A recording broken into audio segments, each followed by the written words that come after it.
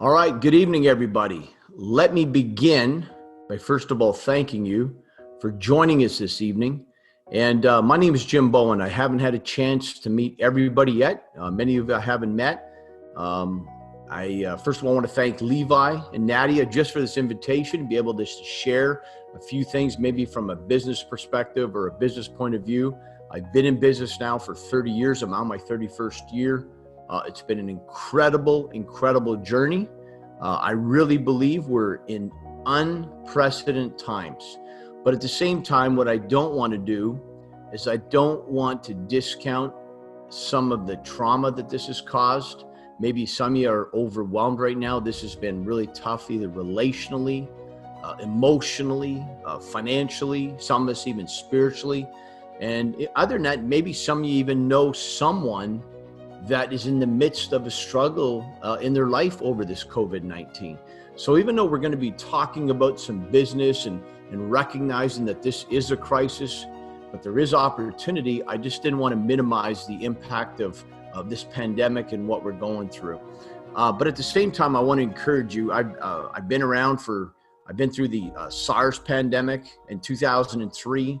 I went through meningitis, that pandemic, and I've had staff that they both caught the virus, and one never showed any symptoms, and the other just passed away. They dropped dead, just that simple. It was just really difficult. And I don't ever want to minimize the trauma of this one and the impact it's had on so many of our lives. But what I do want to do is I want to talk to you about the hope side of it.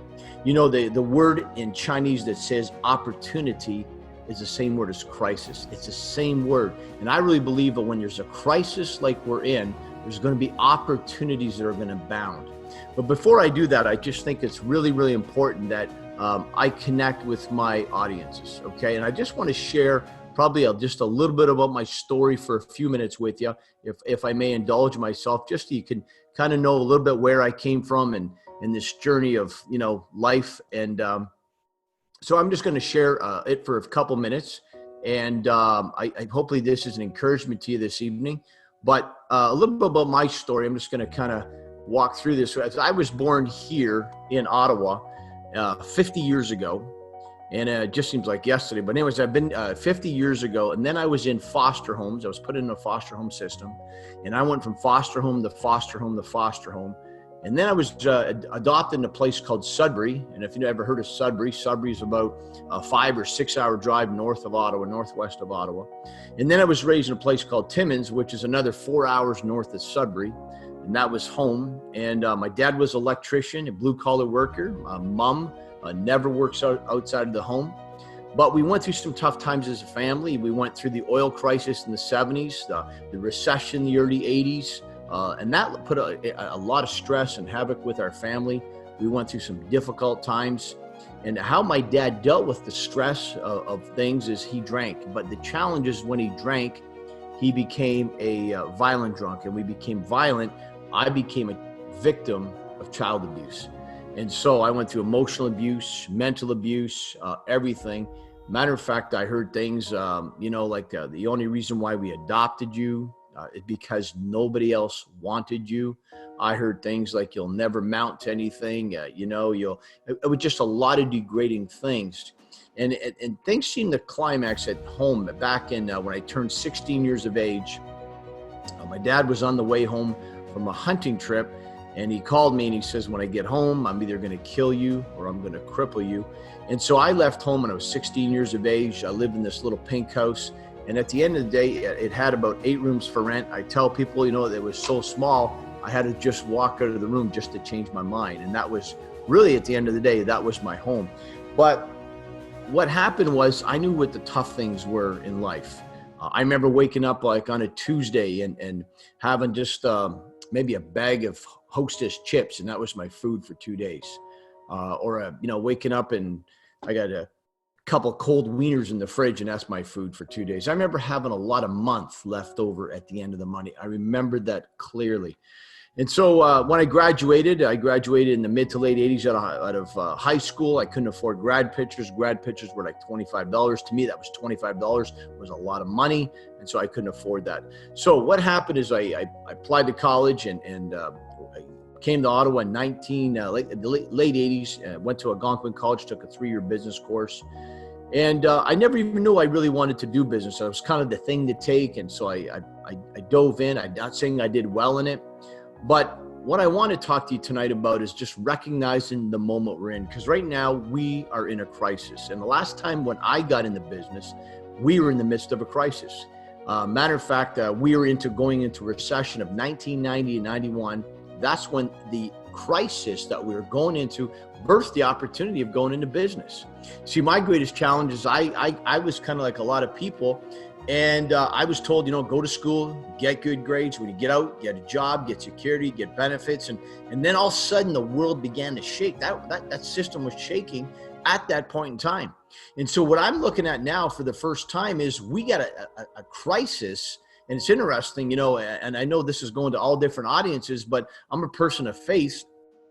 And I'm not saying you have to be a Christian or a person of faith for this to have to be applicable in your life. I think this is a message for everybody. But I was stricken with fear. And I found out that a lot of people in the midst of this crisis right now, they're stricken with fear. And what you've got to understand or recognize that out of this moment, there's going to be businesses that are going to be birthed. There's going to be people that are going to recognize opportunity. They're going to know the season we're in. They're going to know that it's time to step out. You see, I'm going to just share a little story. And the reason why I want to share this story is I'm a person, I read scripture probably 5 to 6 days a week. And that helps me in business. People say, well, how does it help you in business? It helps me because they're all stories of faith. Faith are people that stepped out against all odds. And so, one example I'll give you is it's an Old Testament story, and allow me to indulge myself. But at the end of the day, the Israelites had left Egypt. They were 40 years roaming around. They saw the promised land. They were excited. Moses was the guy. He took 12 men. He sent them into the promised land. He goes, go on a mission trip. Go check it out for us. Report when you come back. And so, 10 people came back, and they saw one thing and 2 saw another. The 10 saw big giants, strong artillery. They're going to wipe us out. I mean, we can never defeat them. And those 10, based on their facts, paralyzed the whole nation of fear. The whole nation of Israel was with fear. But see, 2 other that went in, named Joshua and Caleb, they came away and we saw a land of milk and honey and fruit and grapes the size of this size. And they saw the excitement and they said, this is our moment.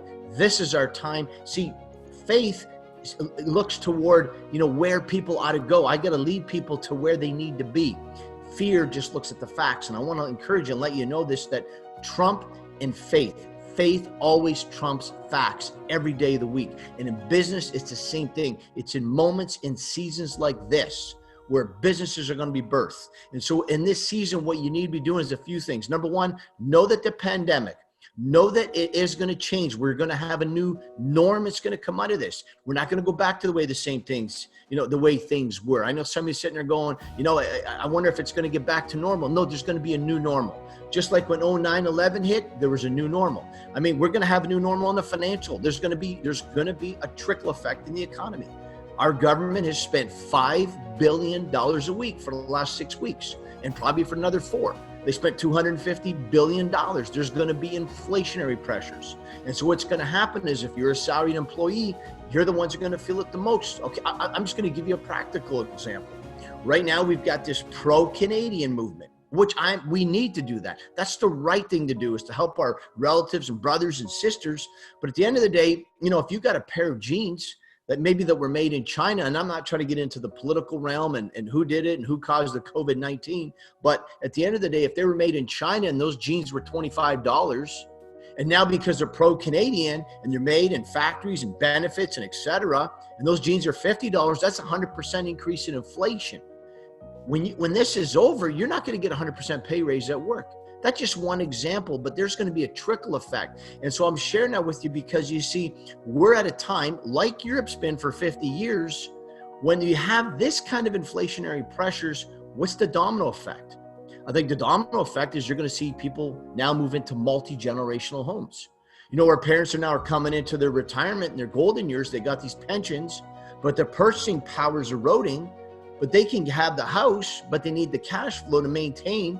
And the next generation coming in, the 20s and 30-year-olds, they got the cash, but they don't have the down payment. So there's so many things that's going to have an impact. So really at the end of the day, what I want to share with you is this: in the season that we're in, okay, there's going to be a change. What you have to do in this season now is, what strategies can I apply? What can I be praying about, getting counsel about, looking for a new business, something that I can be mentored, coached, trained in, something that I can engage? That's what's going to happen in this moment, in this hour. That's the season we're in. And what I want to encourage you is this. Here's what I found out, okay? When you're looking at a business, so many times we overestimate what we can do in 1 year, but we drastically underestimate what we can do in 10 years. And I'm letting you know that maybe there's going to be you got to pay the price, and there's going to be tough in those early years. There's no question. But what I found out is you got to stay the course, especially if you Gen Ys, you millennials, you're so gifted, you're so creative, you're such entrepreneurial. But what you lack sometimes is the stick-to-itiveness. Stay in the course. Staying somewhere for 10 years, 15 years, and being that great team player. So anyways, I hope that just helps a little bit. I'm looking forward to meeting so many at Liberty Church. Levi and Nadia have been such a blessing to me personally, but our children. And it's such a great environment when, they've created a environment where they care about the whole being. So anyways, other than that, I look forward to meeting you. God bless you, and we'll talk to you soon.